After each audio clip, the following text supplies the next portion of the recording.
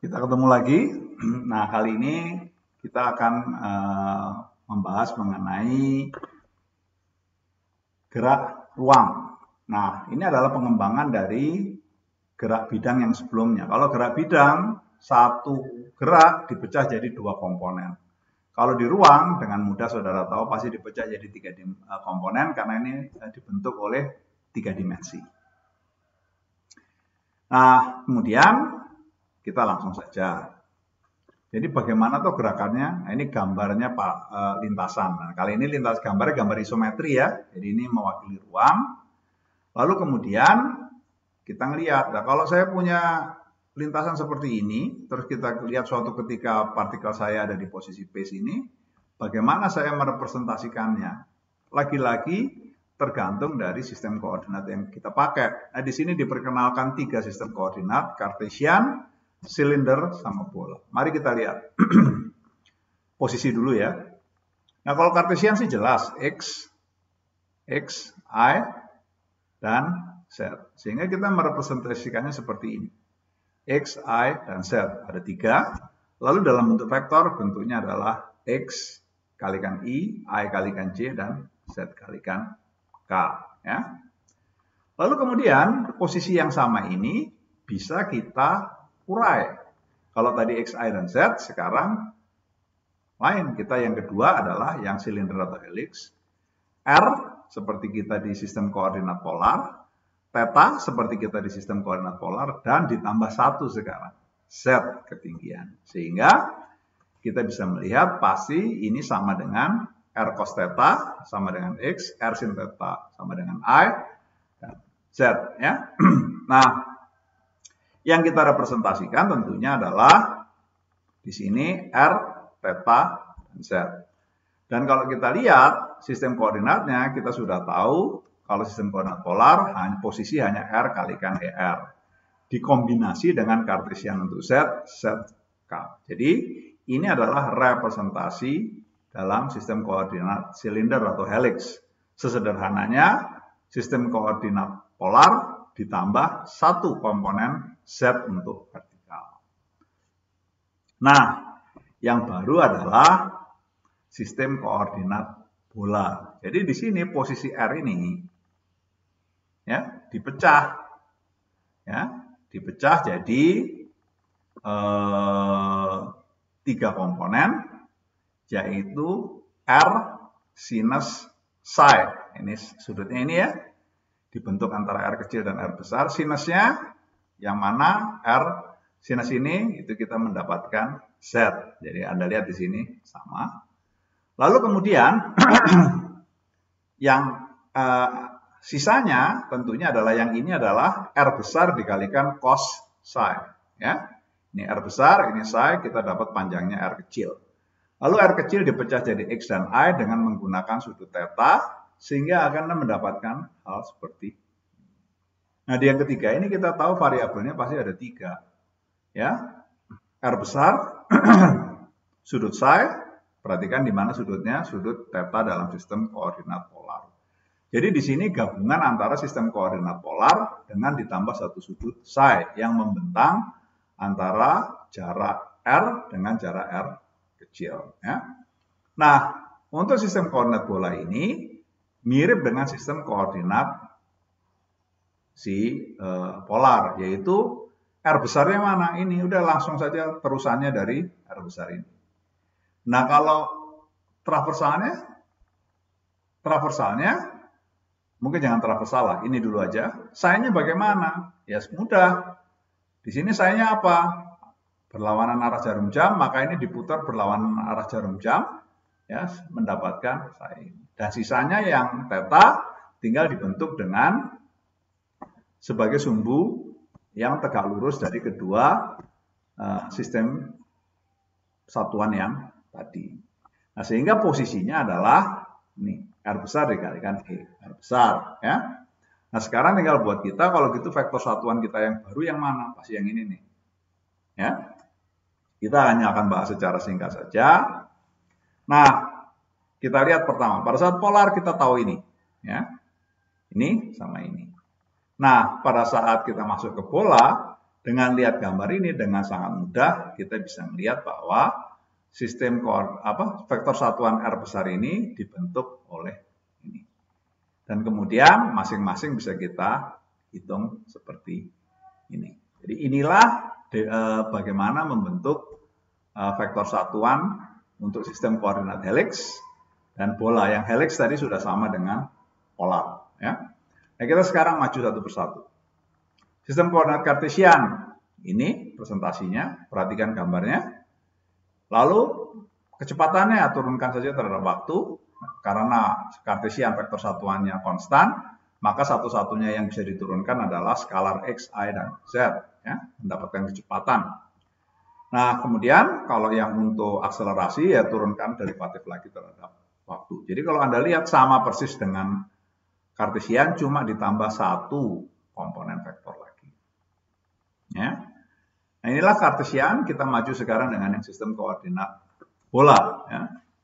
Nah, kalau sistem koordinat bola, saya langsung saja tidak akan saya terangkan, karena di buku juga tidak menerangkan. Dia hanya bilang merujuk ke edisi lama dari buku. Maka asumsi saya di sini adalah Anda dituntut untuk bisa menggunakannya, bisa menandai. Tapi Anda tidak dituntut untuk bisa menurunkan. Kalau Anda ingin menurunkan, silakan baca bukunya, dia akan merujuk pada edisi tahun 75, di mana ini diturunkan secara utuh. Ya. Nah, untuk kecepatannya, kita menggunakan sistem koordinat ini, maka ini vektor satuannya cocokkan, ya, cocok dengan gambarnya. Nah, ini adalah skalar-skalarnya. Untuk akselerasi, juga sama, perhatikan skalar-skalarnya, dan si komponennya adalah seperti ini. Nah, ada satu yang menarik, kok ini ada D per dt dari ini dan ini sudah kita bahas ketika kita membahas sistem koordinat polar, ya, bahwa untuk menyingkat tulisan biasanya nulisnya seperti ini. Asalnya dari mana nanti silakan Anda baca di bukunya. Jadi di sini buat kita yang penting kita tahu rumusnya, nanti kita cuma pakai, kita nggak menurunkan. At least buat Anda, karena Anda masih di jalur pendidikan S1. Ya. Dan kemudian, ini yang terakhir ada sistem koordinat silinder. Ya, kalau ini mah kelihatan sekali, ya, cuma sistem koordinat polar ditambah satu sumbu set, sehingga hasilnya seperti yang terlihat di sini. Perhatikan, ini yang dua pertama, sistem koordinat polar, Anda masih akrab tentunya, yang ini adalah yang arah set kartesian. Demikian juga untuk akselerasi, dua polar plus satu set. Nah, di dalam buku ini Anda lebih banyak diminta untuk menggunakan sistem koordinat kartesian dan silinder atau helix ini. Nah, dengan sekarang sudah mendefinisikan mengenai posisi kecepatan dan akselerasi untuk gerakan ruang dengan menggunakan sistem koordinat kartesian, bola, helix, kita sekarang coba mau melihat contohnya. Nah, ini ceritanya. Nah, yang penting di sini Anda harus bisa baca gambar, ya. Nah, kalau Anda lihat di sini, ini pasti ada bidang, ya, sejajar dengan bidang Z sama I. Lihat gambarnya seperti ini. Dan pesawat ini bergerak rektilinear, lintasannya lurus, di mana lintasannya berada pada bidang I aksen sama Z aksen, ya. Kalau saya pribadi, saya dengan gini saya lebih suka pakai vektor karena buat saya lebih mudah. Lalu di sini ada beberapa informasi tambahannya, ya. Pertama, biasanya kalau saya ngelihat informasi tambahan itu di sini dan di gambar. Kita mulai aja dari gambar. Dia bilang, oh ini gerak rektilinear pada bidang yang sejajar Y dan Z, di mana bidang tersebut berjarak 3 km dari bidang Y dan Z. Pesawat tersebut punya kecepatan awal V0. Sudah ini. Kemudian lintasannya punya sudut 15 derajat seperti ini. Dari sini saya maju ke soalnya untuk cari mana informasi tambahannya. Oh, ada ini 250 km per jam. Oh, ada 15 derajat, tadi sudah kelihatan. Oh, ada akselerasi, ya.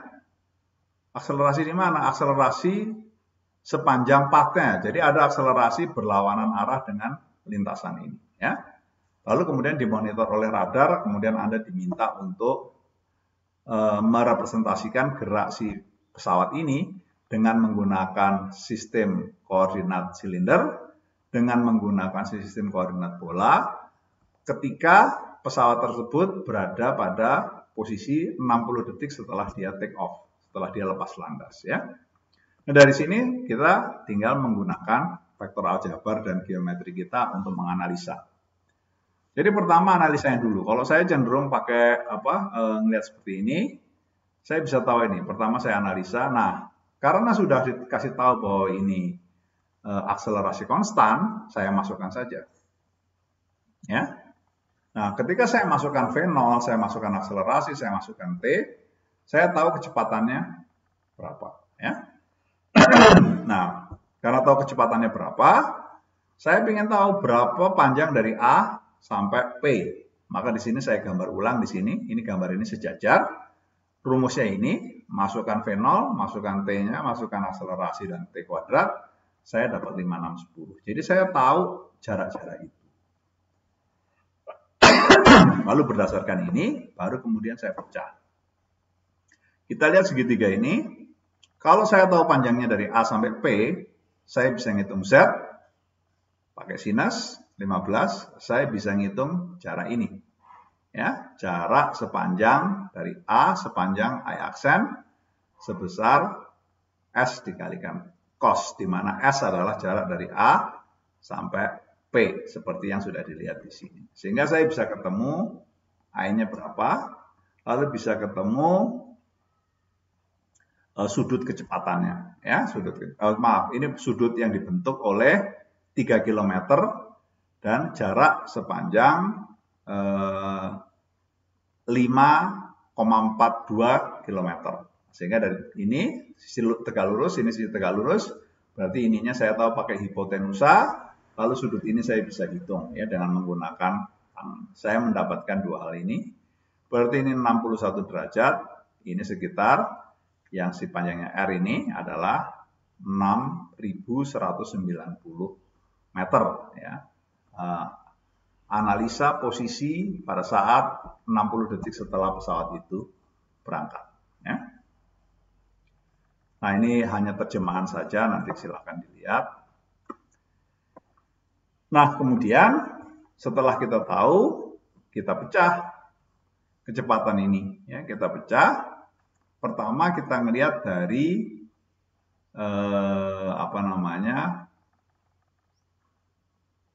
I dan X ya. Nah, kita tahu bahwa kecepatannya arahnya ke sana, berarti ini ada di sini. Ya. Kalau dari seperti ini, kita tinggal mengurai menjadi komponen traversal dan komponen radial dalam sistem koordinat polar dengan menggunakan sudut theta yang sudah kita hitung. Ya. Sehingga kita bisa menghitung, sorry sebentar, oh ya betul. Nah, dengan dihitung kita dapat ya berapa Vxi ini, Vr dan V theta. Ini hanya merupakan vektor diurai menjadi komponen. Misalnya Vxi, ini V kosinus 15, ini V-nya ke sana pasti arahnya arah I aksen sana, ya. Nah, itu arahnya seperti itu. Nah, kemudian dari situ kita pecah. Jadi arah VR, ini Vxi ini di VR sama V theta. Ya. Nah, karena VR dan V theta sudah bisa dihitung dengan proyeksi dan sinus kosinus, kemudian kita ingat bahwa untuk sistem koordinat polar, kecepatan itu ada persamaannya seperti ini, sehingga dengan mudah kita bisa menghitung theta dot sama Z dot. Jadi di sini betul-betul ilmu yang menggunakan segitiga, diurai hukum dalil Pitagoras, diurai dalil Pitagoras seperti itu, prinsipnya. Silahkan nanti ini dipelajari lagi ya. Nah, tadi ini silinder, kita maju sekarang ke yang baru, yaitu bola. Masih yang sama tadi, barangnya kecepatan ini, cuma cara menguraikannya sekarang. Ya, pertama kita hitung posisi Z sama psi sama R ini berapa. Ya, nah, kita dengan mudah, gampang ya, Z sama dengan I tangan 15 karena kita tahu ini dapat 1451. Sudut psi bisa dicari nanti ya, tangan Z dan R kecil ketemu karena R kecil yang juga udah ditemukan tadi dapat sekian. Lalu R besarnya hukum menggunakan Pitagoras. R kecil ditambah Z ya, seperti ini. Dari Pitagorasnya kita dapat R besarnya sekian. Nah, lalu tinggal ini semua kita masukkan ke rumus yang kita sudah dilihat tadi di slide sebelumnya. Anda tinggal melihat slide sebelumnya, lalu kemudian tinggal dimasukkan saja semua yang sudah diketahui ya. Nah, di sini sengaja ditulis jadi sehingga orang bisa tahu ini 1319 ini yang mana? Yang ini. 99,2 yang mana? Mungkin kasih tahu yang lain ya. Demikianlah yang di sini. Nah, di sini adalah ilustrasinya mengenai segitiga yang warnanya merah ini ya. Ada R kecil, ada Z, ada R besar. Anda tahu VR-nya, Anda pecah. Jadi Anda juga tahu nanti psi-nya itu berapa ya. Nah, demikianlah pengantar mengenai gerakan partikel pada ruang. Ya, sifatnya ini hanya sangat pengenalan. Anda di sini hanya langsung pakai rumus, nggak pakai banyak analisa yang lain. Demikianlah video kali ini. Kita ketemu di video kinematik berikutnya. Terima kasih.